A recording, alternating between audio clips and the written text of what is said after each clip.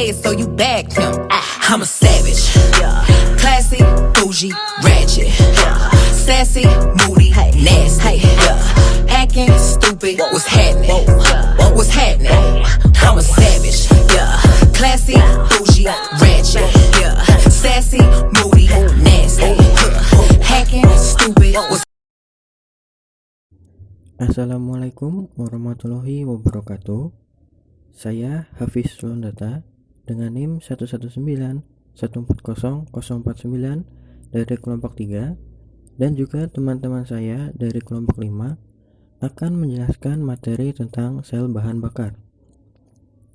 Jadi, sel bahan bakar atau biasa disebut dengan fuel cell adalah sebuah alat elektrokimia yang mirip dengan baterai, tetapi berbeda karena dirancang agar dapat diisi ulang. Sel bahan bakar memproduksi listrik dari penyediaan bahan bakar hidrogen dan oksigen dari luar. Berbeda dengan energi internal baterai, elektroda dalam baterai bereaksi dan berganti saat baterai diisi atau dibuang energinya. Sedangkan elektroda dalam sel bahan bakar bersifat katalitik dan stabil. Terima kasih.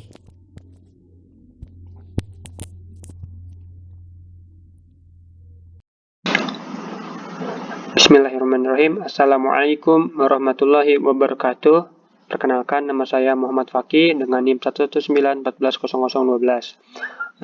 Di sini saya akan melanjutkan penjelasan yang telah teman saya berikan di slide sebelumnya. Bahwasanya di sini reaktan yang ada di dalam sel bahan bakar biasanya itu hidrogen dan oksigen, di mana hidrogennya sebagai anoda dan oksigennya itu sebagai katoda. Dan juga sel bahan bakar itu dapat beroperasi jangka panjang karena aliran reaktannya mengalir masuk dan aliran produknya mengalir keluar. Dengan catatan alirannya ini dijaga, kalau nggak dijaga ya sama aja, nggak bakal dapat berjangka panjang. Dan juga sel bahan bakar ini seringkali digunakan dalam aplikasi yang modern karena efisiensi yang tinggi dan juga penggunaannya bebas emisi, nggak kayak bahan bakar umum kayak bensin, metana atau gas. Udah ngasilin karbon dioksida, penggunaannya nggak bebas emisi, efisiensinya juga nggak begitu tinggi.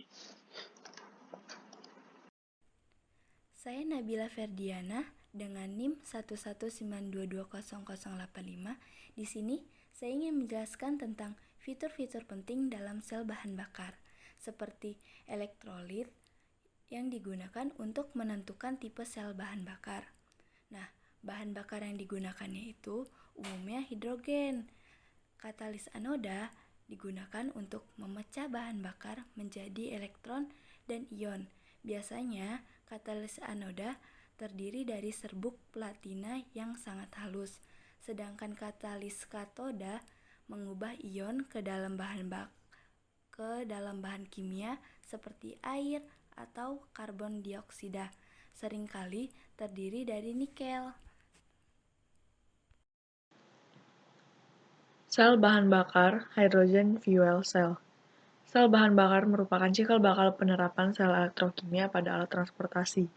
Sel bahan bakar tak lain adalah sel elektrokimia yang menggunakan zat-zat yang bersifat mudah terbakar seperti hidrogen, metana, metanol, bahkan solar untuk menghasilkan energi. Yang sering digunakan dan diteliti adalah sel bahan bakar yang menggunakan hidrogen atau yang biasa disebut hydrogen fuel cell. Fuel cell adalah alat konversi energi elektrokimia yang akan mengubah hidrogen dan oksigen menjadi air secara bersamaan, menghasilkan energi listrik dan panas dalam prosesnya. Fuel cell merupakan suatu bentuk teknologi sederhana seperti baterai yang dapat diisi bahan bakar untuk mendapatkan energinya kembali. Dalam hal ini, yang menjadi bahan bakar adalah oksigen dan hidrogen. Layaknya sebuah baterai, segala jenis fuel cell memiliki elektroda positif dan negatif atau disebut juga dengan katoda dan anoda. Karena energi yang diproduksi fuel cell merupakan reaksi kimia membentuk air, alat konversi energi elektrokimia ini tidak akan menghasilkan efek samping yang berbahaya bagi lingkungan seperti alat konversi energi konvensional, misalnya proses pembakaran pada mesin mobil. Baik, kita lanjutkan presentasinya bersama saya Eksyadran Jaya, NIM 119140057 dari Prodi Teknik Informatika ya. Sini saya akan lanjutkan penjelasan dari teman-teman sebelumnya tentang reaksinya. Jadi di sini HFC itu menggunakan hidrogen dan oksigen sebagai oksidatornya. Bahan bakar dengan menggunakan HFC tidak mencemari lingkungan karena limbahnya berupa uap air. Jadi ini limbah itu uap air, bukan karbon dioksida.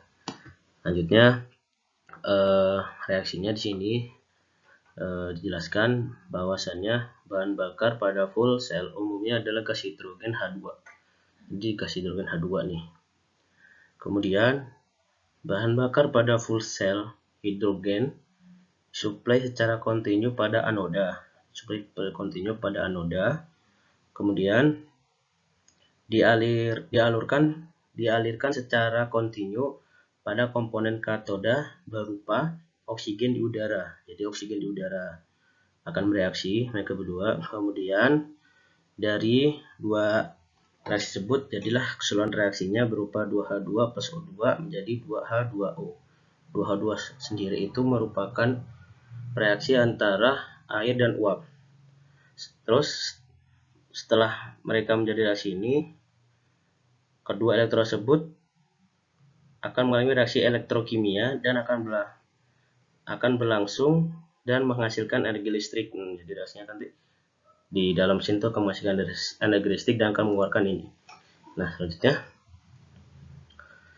sistem kerja dari hidrogen fuel cell ini hampir sama dengan baterai. Cuma hanya ada sedikit perbedaan di sini. Jika baterai dia akan terus mensuplai dan akan berhenti jika energi listrik pada zat kimia yang bereaksi pada baterai habis terpakai. Sementara jika hidrogen fuel cell ini dia akan terus mengaliri energi jika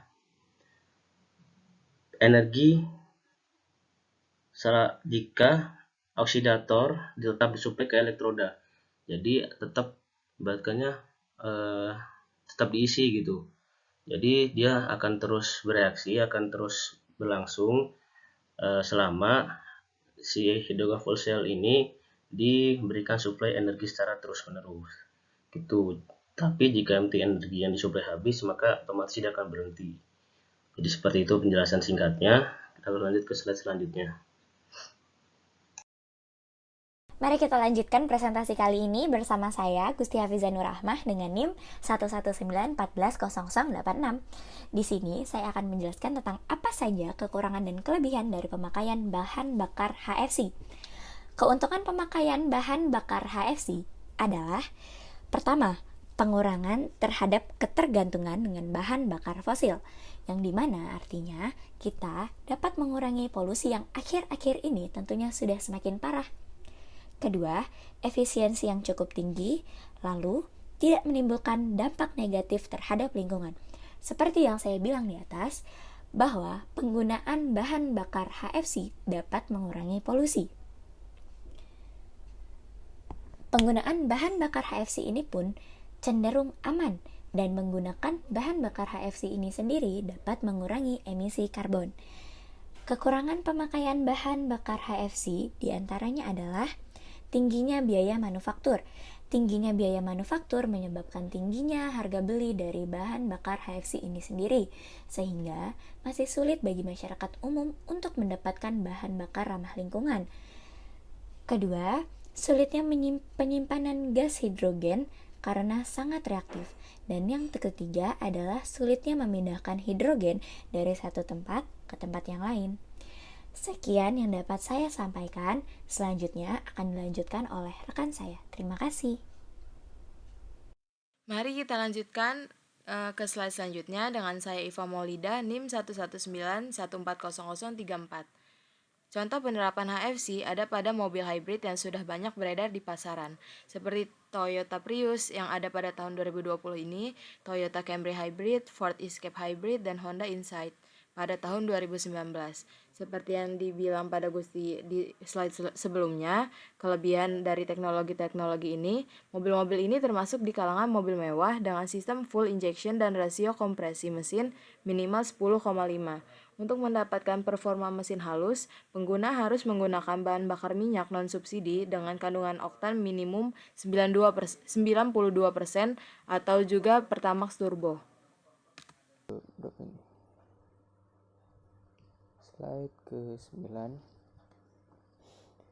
Ini di beberapa negara maju, hidrogen itu sebenarnya digunain untuk bahan bakar mobil. Cuman di Indonesia ini beda. Dia dipakai buat sumber daya listrik. Nah, proyek ini pertama kali ada di Indonesia melalui LIPI atau Lembaga Pengetahuan Indonesia pada tahun 2008. Sel bahan bakarnya itu diaplikasikan pada proyek pembangkit listrik di daerah terisolir di Desa Malingping, Kabupaten Lebak, Banten. Nah, kapasitas pembangkit listriknya itu sendiri dapat menghasilkan sekitar 3 kW dari semua energi terbarukan di Malingping. Selain energi alternatif terbarukan, aplikasi bahan bakar hidrogen dan teknologi fuel cell ini juga dapat mengatasi persoalan penyimpanan energi listrik menjadi gas hidrogen. Itulah mengapa produksi hidrogen bergantung pada faktor kelebihan produksi listrik dari sel surya dan turbin angin. Cuman kayak energi terbarukan dan energi alternatif lainnya, langkah komersialisasi dan menuju industri dikhawatirkan terhambat. Ya, semoga aja pemerintah dapat membuka peluang pasar terlebih dahulu agar nantinya program-program energi alternatif dan terbarukan lainnya dapat dikelola dengan baik sehingga dapat membuka peluang pasar bagi energi terbarukan dan alternatif.